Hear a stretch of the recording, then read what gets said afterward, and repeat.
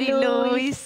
Շանթի ուղիղ եթերում իր աշխատանքն է սկսում առավոտը Շանթում։ Այսօր մարտի 24-ն է, երկուշաբթի, սկսում ենք աշխատանքային շաբաթը։ Եվ աշխատանքային շաբաթվա սկզբի համար ունենք եւ լավ եւ վատ լուրեր ու նորություններ, բայց առաջարկում եմ սկսենք վատից, որ հետո ավելի դրական, պոզիտիվ նոտայով ավարտենք եւ գնանք երաժշտություն լսելու։ Հայաստան-Վրաստան ֆուտբոլային խայտարակ հանդիպումից կարծում եմ նեղված են շատ շատերը եւ բոլորի ընտանիքներում վստահ եմ, որ լարվածություն էր, որը որ այսպես մի փոքր մեզ նյարդայնացրեց, բայց ինչպես սիրում ենք ասել եւ իմ գործընկեր Գորն է միշտ սիրում ասել, որ դեռ ամեն բան արժևում է, հուսանք, որ կունենանք լավ օրեր եւ սպորտի այս ճյուղը, ֆուտբոլային ճյուղը մեզ մի օր ուրախություն կպատճառի։ Ամեն դեպքում ասենք, որ երեկվա հանդիպումն ավարտվեց Հայաստանի պարտությամբ 1-6 հաշվով եւ բացի դա անկարգություններ եղան ֆուտբոլային հանդիպումից հետո Հայաստանի երկրպագուներին չթողեցին, որպեսզի մարզադաշտից նրանք դուրս գան, հետո Վրաստանի հավաքականի երկրպագուները փորձեցին սադրել երկրպագուներին հայկական մի խոսքով այսպիսի տհաճ պատմություններ եւ տհաճ իրավիճակ եղավ մարզադաշտում։ Ինչևէ, անցնենք առաջ ու շարունակենք մեր եթերը ավելի դրական նոտայով։ Այո, անցնենք առաջ եւ ասենք, որ այսօր ունենալու ենք շատ հետաքրքիր հյուրեր, ունենալու ենք շատ հետաքրքիր թեմաներ, ինչի մասին խոսելու ենք, բայց առաջիկա օրերին անպայման կզրուցենք ոլորտի ներկայացուցիչների հետ, սա վերաբերվում է այն ոլորտի ներկայացուցիչներին թանգարանային, քանի որ ինչպես արդեն գիտենք եւ առիթ ենք ունեցել խոսելու մեզ մոտ, Անահիտ Աստվածուհու արձանի պահպանման մասին դեռ չեն ավարտվել խոսակցությունները, քանի որ այն երկարաձգվել է եւ պիտի ասենք, որ այո, ԿԳՍՄ նախարարությունը նաեւ աշակերտներին է հնարավորություն տվել այցելել թանգարան եւ տեսնել անվճար։ Եվ ասենք, որ հենց այս երկուշաբթի օրվանից արդեն բոլոր դպրոցականներն են արձակուրդում, այնպես որ սա շատ լավ առիթ է գնալ եւ տեսնել այն կիսանդրին, որը միգուցե այլևս չկարողանանք տեսնել։ Մենք այսօր ունենալու ենք հետաքրքիր հյուրեր, հետաքրքիր նորություններ, լավ երաժշտություն ենք լսելու, ինչն էլ առաջարկում եմ անել հենց հիմա։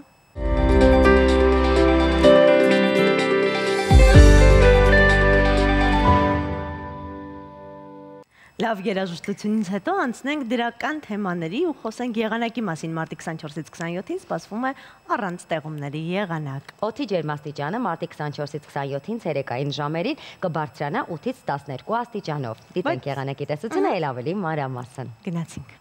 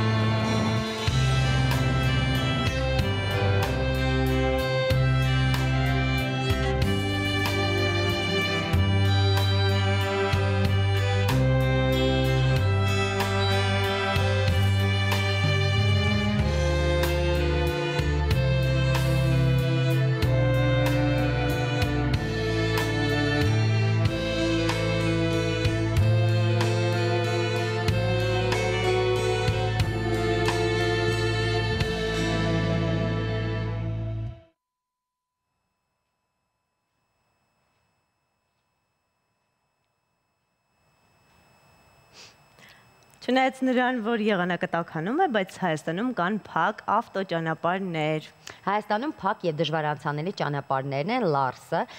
բայց Լարսը բաց է։ Մարդատարների համար երեկվանից երթևեկության կազմակերպման փոփոխություն է կատարվել Վազգեն Սարգսյան փողոցում։ Մասնավորապես Վազգեն Սարգսյան խորենացի փողոցների խաչմերուկից Վազգեն Սարգսյան դեղատան փողոց խաչմերուկ ուղղությամբ կարգելվի մեքենաների կանգառը։ Հայտնում են քաղաքապետարանից միաժամանակ նշված ճանապարհահատվածներում կտեղադրվեն համապատասխան ճանապարհային նշանները, որպեսզի պարզ լինի բոլորի համար, թե ինչ երթևեկության փոփոխություններ են տեղի ունեցել։ Խոսենք նաև սպորտի մասին, չնայած Վրաստանում ֆուտբոլային խայտառակությանը, մեր մարմնամարզիկները շարունակում են աշխարհում իրենց հաղթարշավը։ Թուրքիայի Անտալիա քաղաքում անցկացվող սպորտային մարմնամարզության աշխարհի գավաթի խաղարկության 3-րդ փուլի մրցաշարում օլիմպիական խաղերի արծաթե եւ բրոնզե մեդալակիր, աշխարհի չեմպիոն, Եվրոպայի կրկնակի չեմպիոն Արթուր Դավթյանը նվաճեց հաղթողի կոչումը։ Հաղթողի այս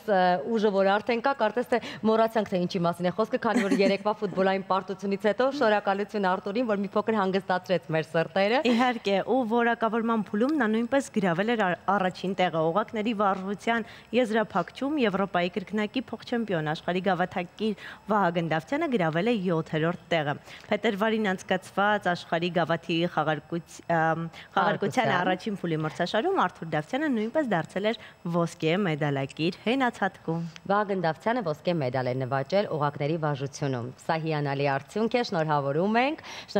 նաև մեզ, քանի որ այո, հաղթանակներ մեզ պետք են։ Երանի թե հաղթանակներ լինեն նաև ֆուտբոլում։ Անցնենք առաջ ու աշխարհի ձեռակերտ հրաշալիքներից խոսենք, այո։ Կարող ենք չխոսել հրաշալիքներից, ավելի ուշ կխոսենք հրաշալիքների մասին։ Համամիտ է։ Ահա, դիտենք տեսանյութը, տեսնենք թե ինչի մասին է այսօրվա մեր տեսանյութը, որը ամեն անգամ էլ ավելի գեղեցիկ եւ շատ կարեւոր նյութեր է մեզ սովորեցնում։ Գնացինք։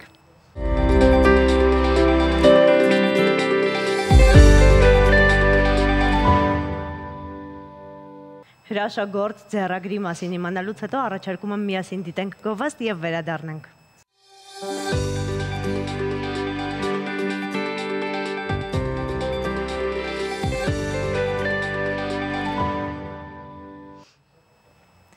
Վերադարձանք գովազդից ու ասենք, որ ապրիլին տեղի կունենա փողի միջազգային շաբաթը։ Այո, այսպիսի միջոցառում կա, որ տարիներ շարունակ իրականացնում է Կենտրոնական բանկը ու այն ունի մեկ հիմնական նպատակ՝ բարձրացնել մեր քաղաքացիների ֆինանսական գրագիտությունը։ Մեր տաղավարում է Կենտրոնական բանկի ֆինանսական կրթման եւ ներառման բաժնի ղեկավար Արաքս Մանուչարյանը։ Բարի առավոտ։ Բարի լույս աղջիկներ։ Եկեք սկսենք ամենասկզբից, ինչ է մեզ սպասվում, ինչ շաբաթ է սա եւ ինչ միտք ունի այս ամբողջ միջոցառումները, որոնք իրականացնում եք։ Արդեն 10 տարուց ավել ամբողջ աշխարհում մեկ շաբաթ նվիրվում է,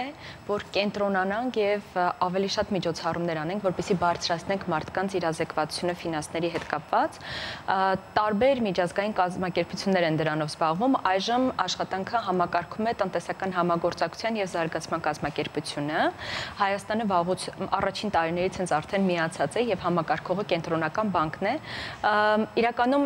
մարտի վերջ է եղել շաբաթը, հենց այսպես սկսվում է, բայց մենք շարունակում ենք, գնում է մինչև ապրիլ եւ միջոցառումները տարբեր ֆորմատներով տեղի են ունենում։ Այս տարվա թեման է, անգլերեն այսպես է հնչում, Think before you follow, wise money tomorrow, այսինքն մտածիր մինչև գործելը, որպեսզի խելամիտ տնօրինես գումարդ, եւ հիմնական շեշտը դրվում է նրա վրա, որ չխաբվեն մարդիկ, ամեն ինչին չհետևեն, ամեն ինչին հեշտ չհավատան եւ կարողանան անվտանգ պահել իրենց գումարները։ Չխաբվելու ու զերծարարությունների մասին դեռ կխոսենք, բայց ուզում եմ հասկանալ, կա վիճակագրություն Հայաստանում քանի տոկոսն է կարողանում օգտվել on-line տեսակի ծառայություններից, որովհետև դա եւս իրենից ենթադրում է գրագիտություն որոշակի, այսինքն բանկերի էփերից, չգիտեմ, գումարը փոխանցելու հետ կապված ամեն ինչից, սա եւս իրենից ենթադրում է որոշակի գրագիտություն եւ աճ այս ոլորտում կարծում եմ։ Թվերով հանկարծ չսխալվեմ, թիվը մոտավորապես 1 միլիոն էր իմ վերջին տեղեկության համաձայն, ովքեր ներգրաված են բանկային համակարգում եւ օգտվում են, բայց կոնկրետ հենց քանի հոգին են, որ մոբայլ բանկինգից օգտվում են, էլեկտրոնային դրամապանակներից, այդպիսի թիվ այս պահին ես չունեմ, բայց թիվը գնալով աճում է, իհարկե, որտեղ աշխարհը գնում է առաջ եւ մենք էլ ենք ներգրավում այդ համակարգում, ուղղակի այստեղ հարցը այն է, որքան որակով է այդ թիվը աճում, այսինքն մարդիկ ընդգրկվում են այդ համակարգում, բայց նրանցից քանիսն է արդյունավետ եւ անվտանգ կիրառում, այ դա հարց է։ Այ անվտանգության մասին խոսենք, որովհետեւ որքան էլ այս ամենը պարզեցնում է մեր կյանքը, հեշտացնում է ամեն ինչ, միևնույն է զերծ չենք մնում տարատեսակ խաբեություններից, որոնք ամեն անգամ յուրովի են գալիս տարբեր տեսակներով, տարբեր միտումներ են լինում, թե ինչպես մարդկանց խաբեն։ Այո, այդ խարդախների կրեատիվությունը, եթե դնեինք մեր առօրյա, կծաղկեր ուղղակի, եթե մենք այդքան ստեղծարար կարողանանք լինել։ Այո, մեթոդները տարբեր են, բայց նպատակը նույնն է։ Ձեզնից որևէ տվյալ կորզել եւ դրանով ձեզնից կամ անձնական տվյալներով շանտաժ անել կամ գումար հենց գողանալ կամ օգտագործել այլ ձևերով, բայց նպատակը հենց ձեզնից գումար տանելն է։ Այս պահին ամբողջ աշխարհում տարածված են, նաև Հայաստանն էլ դրանից ցավոք զերծ չի մնացել։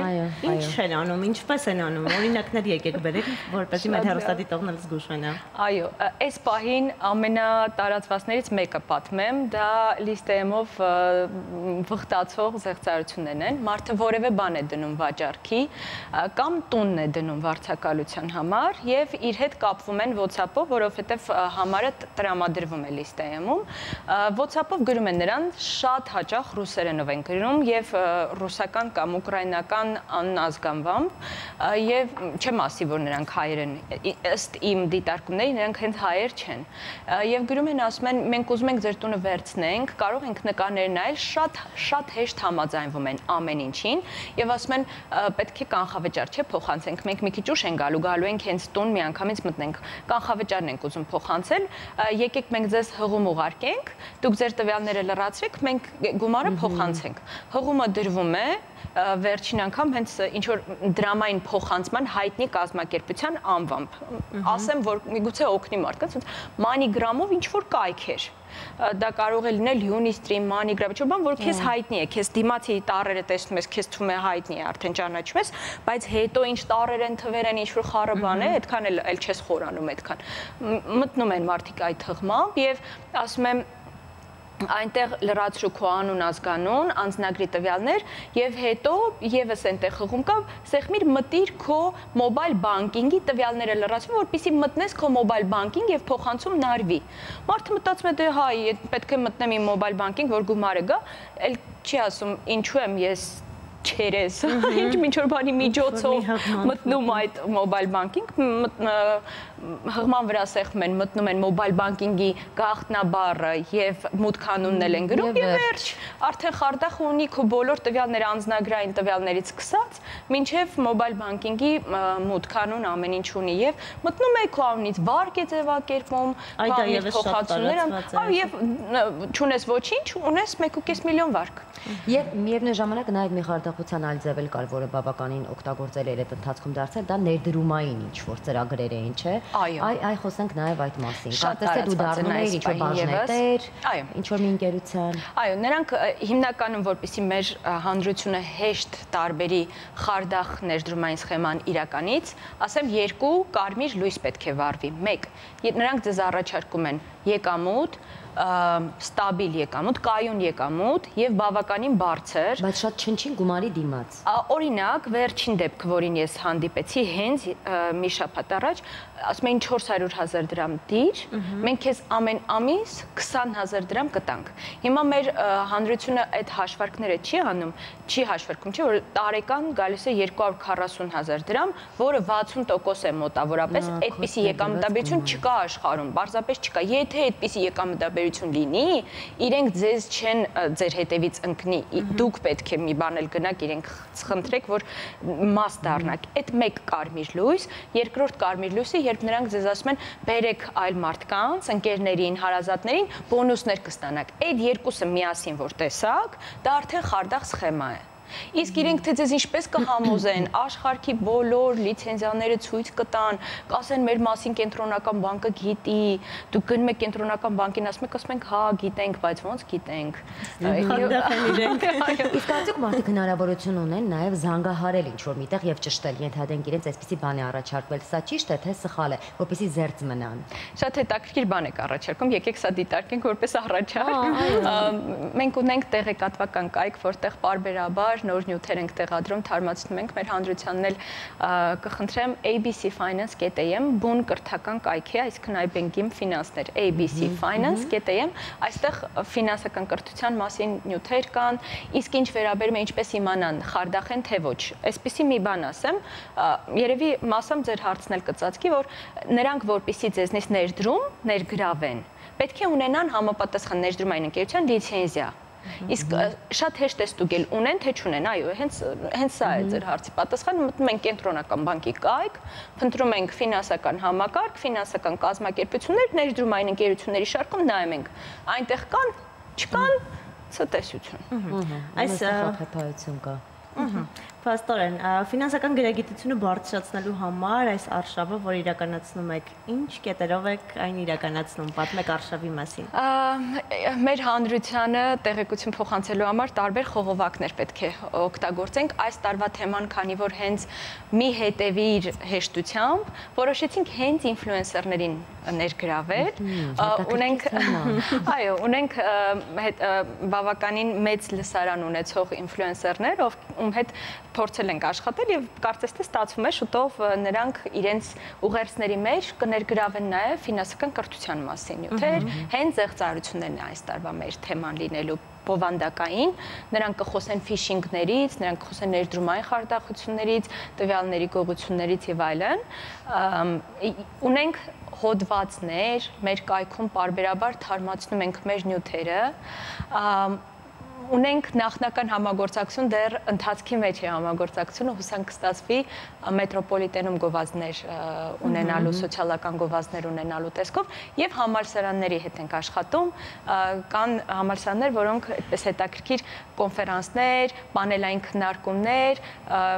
անգամ ֆինանսների գիշեր ենք պատրաստվում անել, որ կարող են գալ ուսանողները հետեւել։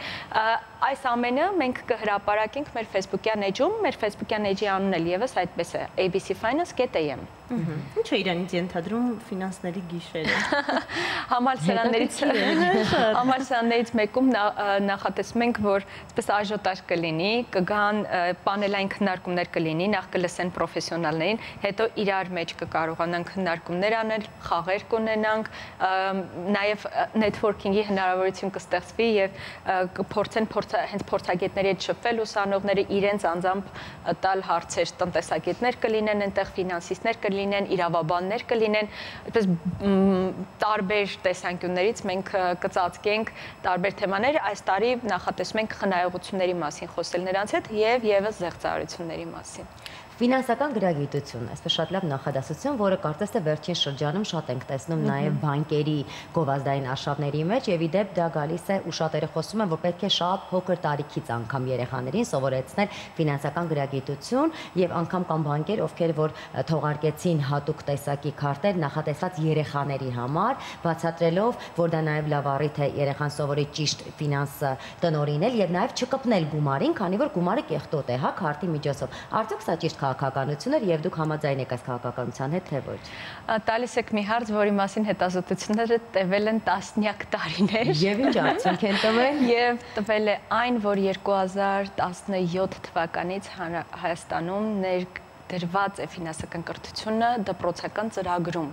Հայաստանում երկրորդից 11-րդ դասարաններում ինտեգրված ոչ առանձին առարկայի տեսքով ունենք ֆինանսական կրթություն։ Ես եւ շրջակա աշխարհը մաթեմատիկա, հանրահաշիվ, հասարակագիտություն առարկաների մեջ նրանք ուսումնասիրում են նաեւ ֆինանսական գրագիտության տարեր։ Բերեմ օրինակներ, երբ օրինակ տարական դպրոցում աշակերտը սովորում է, որ ընտանիքում գնում են աշխատանքի եկամուտ են վաստակում, այստեղ մտնում է նաև ինչ է աշխատավարձ, նրանք սովորում են ինչ է փողը, անգամ սովորում են ինչ էր ապրանքափոխանակություն, ինչպես եկանք հասանք փողին։ Հետո մաթեմատիկան է ներգրավում, փողերն են ճանաչում հենց որպիսի խարդախության ոչ չդառնան, հենց արտաքին տեսքն են ճանաչում, հաշվարկներ են սովորում անել, հետո վարկի հաշվարկներ են սովորում անել ոչ միայն տոկոս, այլ նաև ավանդի տոկոս, հետո ավագ դասարաններում միանում են սովորում են անգամ ինչ է բաժնետոմսը, պարտատոմսը, սովորում են ավանդների մասին, ինչպես խելամիտ պարտք վերցնեն, ինչպես ընտրեն ֆինանսական ծառայություն, ինչպես չդառնան ֆինանսական խարդախության զոհ, ինչ է քարտ, ինչպես օգտագործել այն, ինչ հնարավորություններ է տալիս եւ այլն։ Այս ամենը այս պահին արդեն դպրոցական ծրագրում դրված է։ Բայց դե չեն կարող հասարակությանն ասել, դե դուք սպասեք, դարձեք զոհ, մի խնայեք, մի մտածեք ձեր ապագայի մասին, մինչև մեր երեխեք կկրթվեն, կհասնեն մեծ տարի։ Չէ, այդպես զուգահեռ բոլոր թիրախային խմբերի հետ պետք է աշխատենք եւ աշխատում ենք։ Եթե մարդն արդեն դարձել է ցավոք սրտի որևէ խարդախության զոհ, կա ինչ-որ կառույց, թեկուզ կենտրոնական բանկ, ով կարող է օգնել այդ մարդուն։ Այդ մարդկանց մենք առաջին բանը, որ խնդրում եմ, եթե արդեն նկատում են, որ գումար է գնացել քարտից, հաշվից, առաջին բանը, որ պետք է անեն, միանգամից պետք է բլոկավորեն քարտը։ Դա շատ հեշտ է անել մոբայլ բանկինգի միջոցով։ Այսօր խնդրում եմ մեր սպառողներին, որ մի քիչ նայեն իրենց մոբայլ բանկինգը եւ գտնեն, թե որտեղից է, որ կարող են միանգամից բլոկավորել քարտը։ Հետո պետք է քարտը վերաթողարկել, որովհետեւ երբ քարտը նորից բացեն, հնարավոր է խարտախները շարունակեն գումարներ տանել։ Հենց 2 օր առաջ զրուցում էի մի արցախցի կնոջ հետ, ով 1 տարի առաջ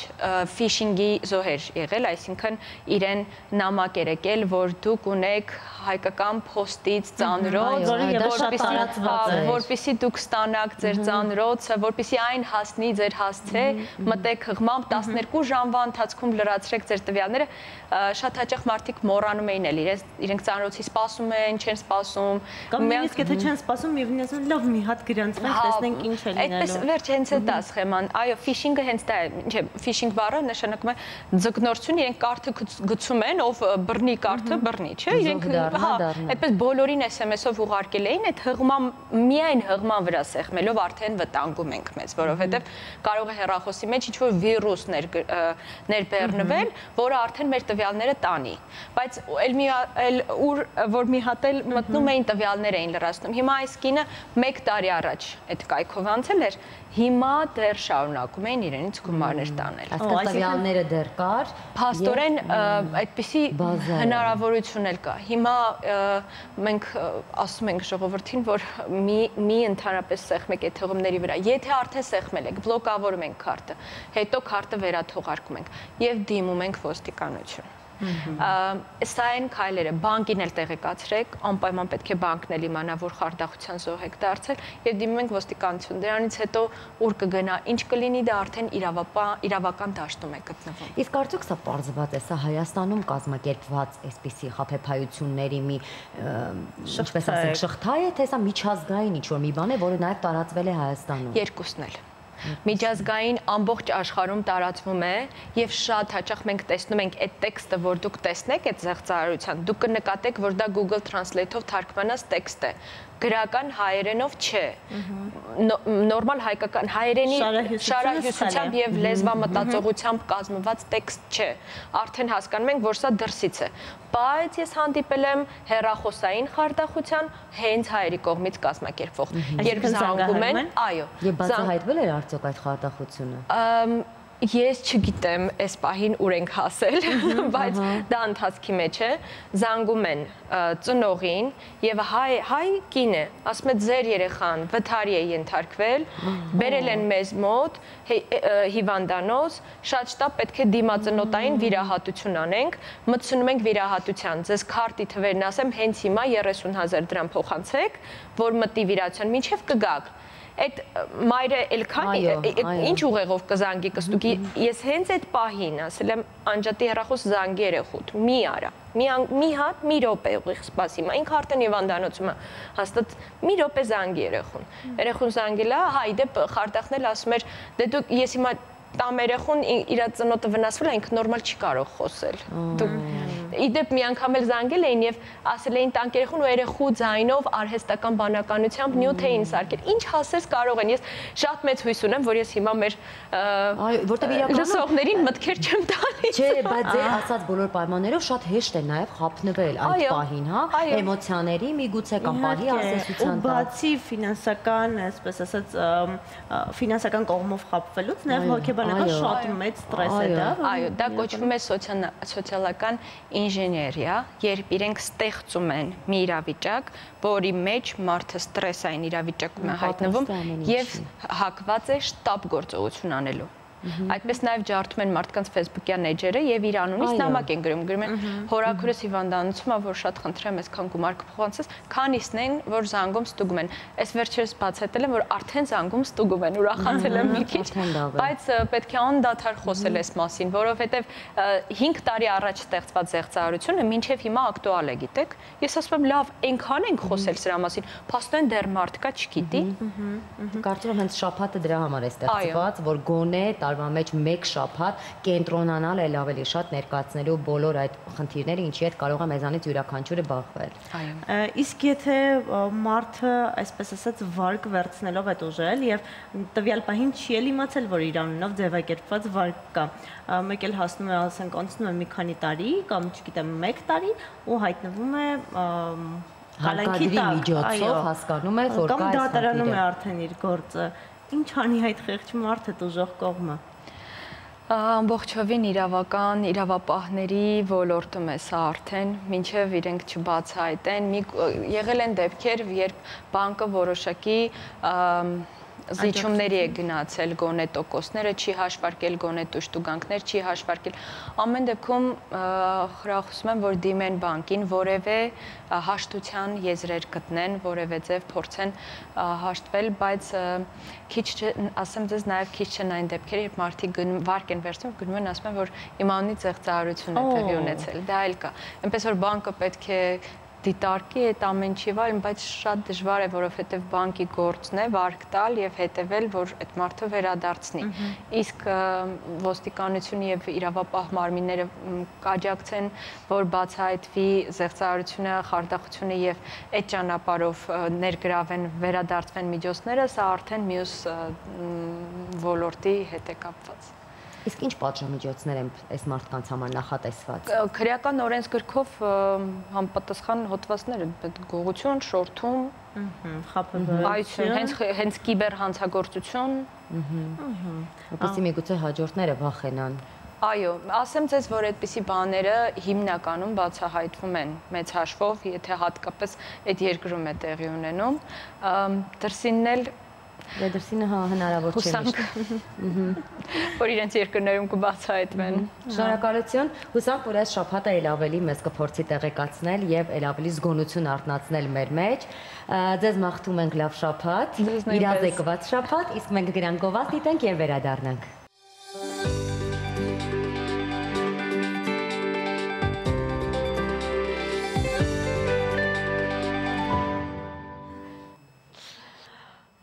Մենք վերադարձանք, իսկ հիմա ժամանակն է լսելու մի լավ երաժշտություն եւ շարունակել մեր այսօրվա եթերը։ Գնացինք։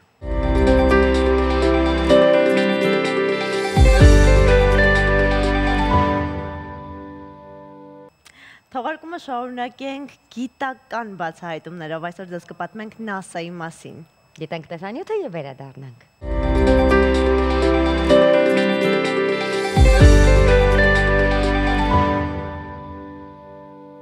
Վերադարձանք, բայց ինչպես հասկացաք, նորից գնում ենք, լսենք երաժշտություն եւ վերադառնանք, որովհետեւ ունենք շատ հետաքրքիր թեմա, ինչի շուրջ պիտի զրուցենք այսօր։ Այնպես որ մնացեք մեզ հետ, շուտ կվերադառնանք։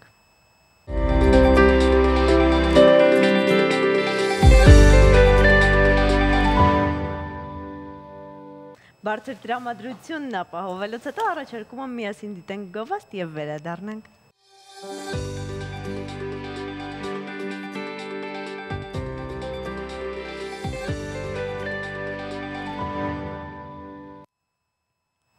Մենք վերադարձանք, մեր տաղավարում է նորաձևության լուսանկարիչ Գագիկ Հարությունյանը։ Տեղի կունենա նրա անհատական ցուցահանդեսն ու գրքի շնորհանդեսը։ Ցուցադրվելու են նաև այնպիսի լուսանկարներ, որոնք ներկայացվել են եվրոպական երկրներում անցկացված ցուցահանդեսներում։ Կհանդիպենք նաև այնպիսի լուսանկարների, որոնք ընտրվել եւ ցուցադրվել են Photo Vogue-ի կողմից։ Սա կարծում եմ շատ լավ նախաձեռնություն է, շատ այսպես մեզ պատիվ բերող նախաձեռնություն է, ողջույն։ Բարի լույս։ Բարի լույս ես։ Եկեք հասկանանք, սա ձեր առաջին ցուցադրությունն է ու ինչպես ծագեց ցուցադրության գաղափարն այս անգամ։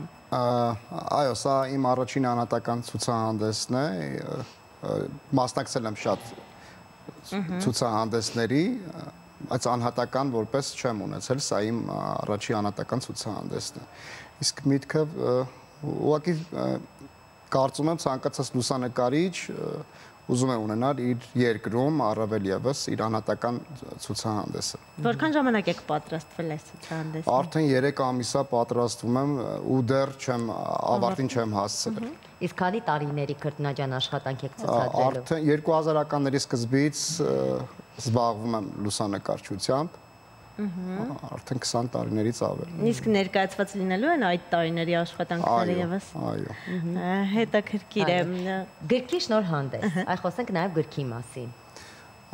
Գրքում ներառված են իմ երկար տարիների աշխատանքներս, հեղինակածս աշխատանքները ու բացի աշխատանքներից նաև ես գրքում անդրադարձել եմ մի շարք թեմաների լուսանկարչությանը վերաբերվող նորաձևություն, գեղեցկություն, լուսանկարչություն, սև ու սպիտակ լուսանկարչություն, քանի որ ինքս մեծամասամբ լուսանկարում եմ սև ու սպիտակով,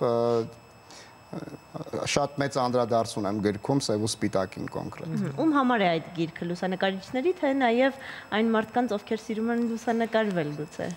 Եվ լուսանկարվել, եւ լուսանկարչությունը որպես արվեստ ընկալող, սիրող մարդկանց համար է։ Գիրքը նաև ուսուցողական է բնականաբար, որտեղ այնտեղ շատ թեմաներ կան, որը կարծում եմ սկսնակ լուսանկարիչներին եւ այլ մարդկանց ինչ որ մի բան կսովորեցնի։ Այս դարաշրջանում, երբ կարողանում են յուրաքանչյուրն իրեն անել շատ լավ ֆոտոներ, որովհետև ունեն թե լավ հեռախոսներ, որոնք ունեն բավականին հնարավորություններ, եւ նաեւ խոսենք այն մասին ֆիլտրերը, որոնք փոխեցին մեր կյանքը։ Արդյոք լուսանկարչությունը չի արժեզրկվել։ Այո, կա նման բան, իրականում շատ բան է փոխվել լուսանկարչության մեջ, կարծում եմ տարիներ հետո, շատ տարիներ հետո այլ լուսանկարիչ չի լինի, որտեղ բոլորը, այո, ճիշտ եք ասում, արդեն կարողանում են այդ ֆիլտրերով եւ տեխնիկան մի խոսքով ունի այդ հնարավորությունը, որով մարդիկ կարող են ստանան այն, ինչը որ պատկերացնում են։ Բայց բնականից լավը չկա։ Միանշանակ, այո։ Դուք ինչպես եք աշխատում ֆոտոները մշակելու վրա։ Շատ քիչ միջամտություն եմ ես, տեխնիկական առումով շատ քիչ միջամտություն կա իմ ֆոտոներում, ավելի կողմնակից եմ բնականին։ Մենք հենց հիմա տեսնում ենք ձեր լուսանկարներից մի քանիսը մեր էկրաններին։ Այնտեղ ուղղակի բացակայում է դիմահարդարումը իմ մոտ, եթե իհարկե կոմերցիոն բնույթ չի կրում տվյալ նկարահանումը, ես կողմնակից եմ միայն բնականին, այսինքն առանց դիմահարդարման։ Հետաքրքիր է, բայց մեր օրերում գրեթե բոլորն են դիմահարդարվում եւ շատ դժվար է գտնել մոդելների, ովքեր կհամաձայնեն առանց մեյքափի լուսանկարվել։ Այո, դեպքեր եղել են, որ անգամ հրաժարվել են այդ փաստից, որ առանց դիմահարդարման ինչպես կարելի է լուսանկարվել, այդպես մենք գեղեցիկ չենք եւ այլն, բայց ես կարծում եմ կինը գեղեցիկ է հենց այնպես ինչպես որ ինքը կա։ Դե թեթև միջամտություններին այնպես չի որ դեմ է, ամեն դեպքում մենք գեղեցիկ ենք այնպես ինչպես որ կանք։ Խոսենք նաև Vogue-ի մասին, ձեր լուսանկարները հայտնվել են այնտեղ, ինչպես ստացվեց, պատմեք այդ պատմությունը։ Vogue-ը իտալական հարթակ ունի, կայք ունի, որտեղ պարբերաբար լուսանկարիչները ներբեռնում են լուսանկարներ եւ հատուկ կոմիսիա է անցնում ինքը մոդերատորների կողմից եւ ընտրվում են լուսանկարները կոմիսիայի կողմից եւ բացի ընտրվելը նա անցնում է ինչ որ մի փուլ, որտեղ օրվա լավագույն լուսանկար եւ լավագույն լուսանկար անվանակարգում են անցնում տվյալ լուսանկարները։ Իմ լուսանկարներից մեկը հայտնվեց օրվա լավագույն լուսանկար եւ 24 ժամ իտալական կայքում ուղղակի ցույց էին տալիս իմ լուսանկարը։ Իսկ արդյոք եղան ինչ-որ նոր առաջարկներ, համագործակցություններ։ Այո, եւ մի ամսվա կտրվածքով այդ որ լուսանկարները, որոնք որ եղել են լավագույնները, կայքը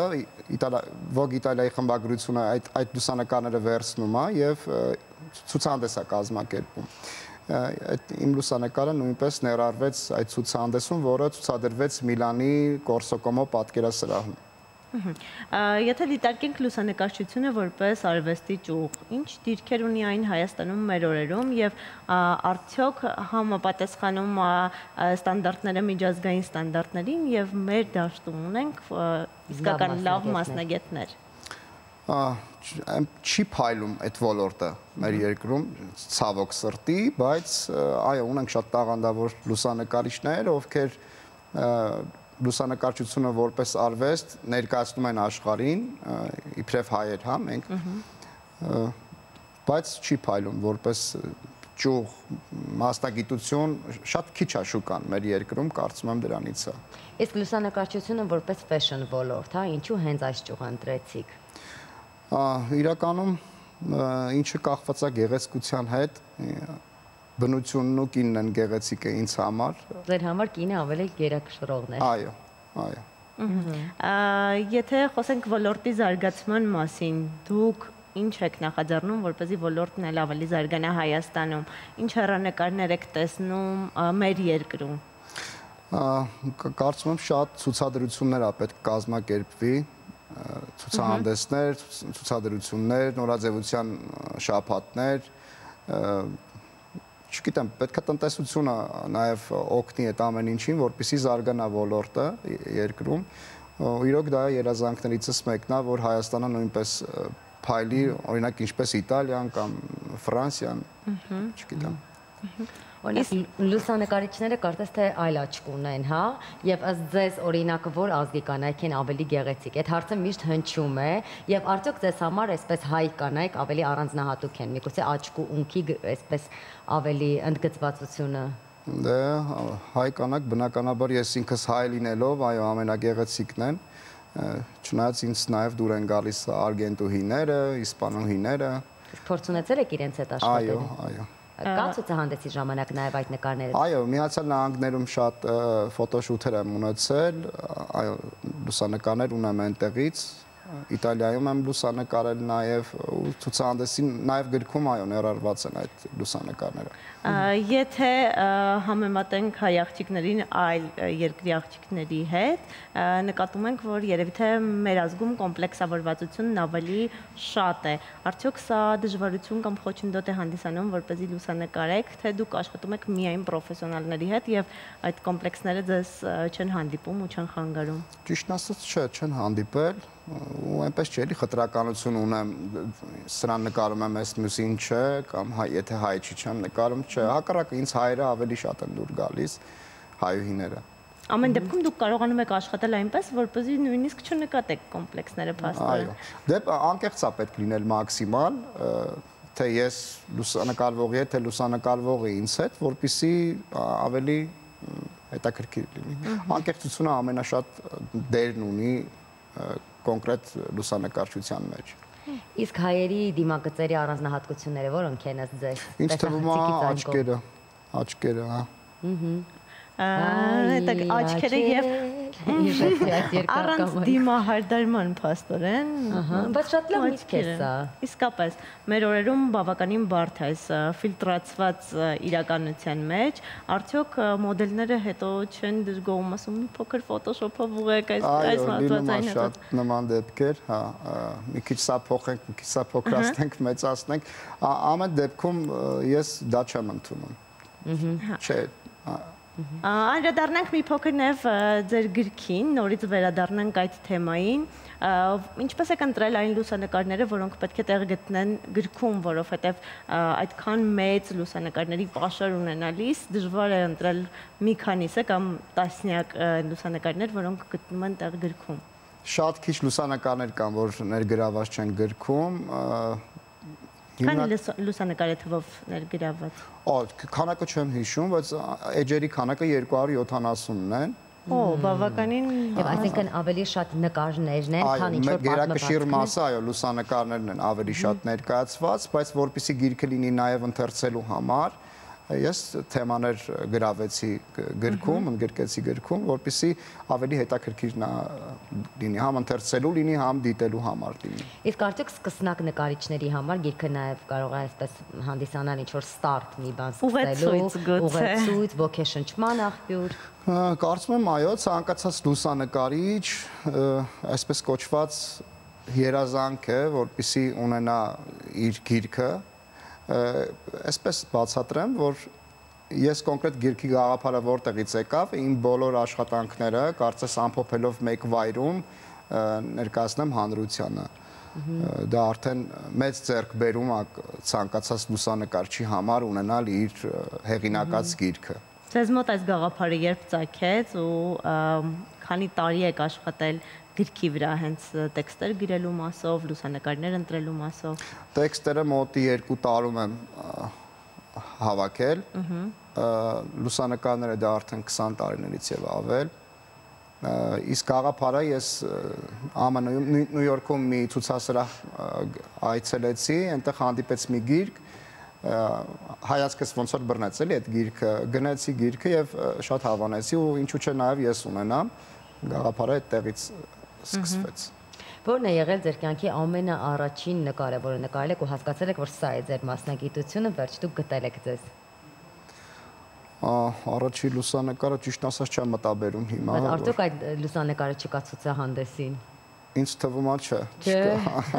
Այն միգուցե այն ժամանակ այդքան էլ պրոֆեսիոնալ չէր։ Դե այո, որ սկզբից լուսանկարում ես, դու ինքդ չես պատկերացնում հետո ինչեր կգա, ինչ կլինի քեզ հետ։ Ինձ թվում է ուղղակի չեմ հիշում, որ լուսանկարն է, որպեսզի ձեզ պատասխանեմ էլ։ Դուք մտածել եք այն մասին, արդյոք սահմանափակվելու եք ֆեշն ոլորտում լուսանկարելուց, դա ամեն դեպքում կլայնացնեք այդ սահմանները եւ այլ ոլորտներում եւս կսկսեք աշխատել։ Հնարավոր է, այո, լուսանկարչությանը նկատի ունեք։ Այո, հնարավոր է ամեն ինչ, ինձ դոկումենտալ լուսանկարչությունը նույնպես դուր է գալիս։ Բացի նորաձևությունից ես դիմանկարներ նույնպես լուսանկարում եմ, արտ, բյութի ժանրերը նույնպես անդրադառնում եմ իմ լուսանկարներում, այդքան է։ Որն է ձեր ոգեշնչման աղբյուրը, որ լուսանկարն է պատմության մեջ, որ ձեզ ոգեշնչում է ամեն անգամ այն տեսնելիս։ Այդպիսի բոլոր լուսանկարներն էլ ինձ ոգեշնչում են։ Իմ աշխատանքները բոլորն էլ յուրովի։ Չէ, նկատի ունեմ մեծամասշտաբ ավելի։ Ուրիշի։ Պետեր Լիմբերգին եմ շատ հավանում որպես լուսանկարիչ, իր Պաոլո Ռովերսի իր լուսանկարները ինձ այո շատ բան են։ Ոգեշնչող աղբյուրը ինձ թվում է այդ երկու լուսանկարիչներն են։ Հիշեցնենք պլաններ ունեք։ Ինչպես։ Էլ ինչ պլաններ ունեք։ Պլանները լուսանկար ցուցահանդեսն ու գրքի վերջացնելուց հետո ինձ թվում է մարսեմ ես ամեն ինչը ու արդեն Դե մարսելու խնդիր երբ է լինելու ցուցահանդեսը։ Մարտի 28-ին կլինի եւ 29-ին բացումը մարտի 28-ին ժամը երեկոյան 18:30։ Որտեղ։ Հենրիկ Իգիթյանի անվան գեղագիտության ազգային կենտրոնում։ Շնորհակալություն զրույցի համար։ Ձեզ հաջողություն ենք մաղթում։ Իսկ մենք անցնում ենք առաջ եւ դիտում ենք Գովաց Շանթի եթերում։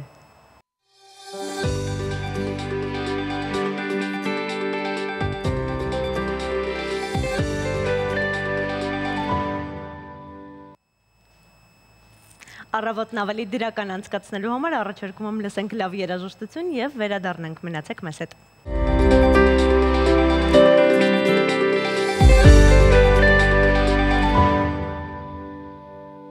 Այս մեկամսյակի ընթացքում մենք շարունակում ենք խոսել ֆենոմենալ կանանց մասին, այսօր խոսելու ենք Օրելլա Մուդիի մասին, իդեպ ըստ իտալացի լրագրողների նա համարվում է ամենագեղեցիկ տատիկը։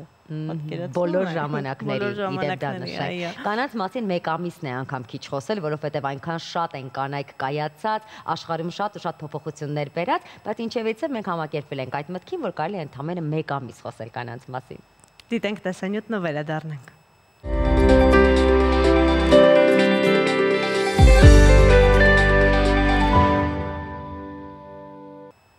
Մենք վերադարձանք կին, որի մասին մի քանի րոպեն բավարար չէ ներկայացնելու, կին, որն օրինակ է շատ ու շատերի համար։ Միանշանակ ու ֆենոմենալ կանանց մասին պետք է խոսել միշտ, առհասարակ ֆենոմենալ մարդկանց մասին, չառանձնացնենք ոչ ոքի։ Իսկ հիմա գնանք միասին գովազդ դիտելու եւ վերադառնանք։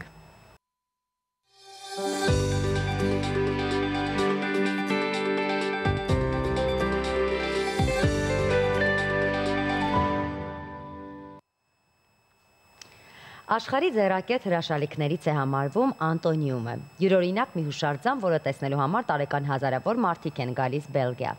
Առաջարկում եմ միասին դիտենք տեսանյութը, բացահայտենք այս հրաշալիքն ու վերադառնանք։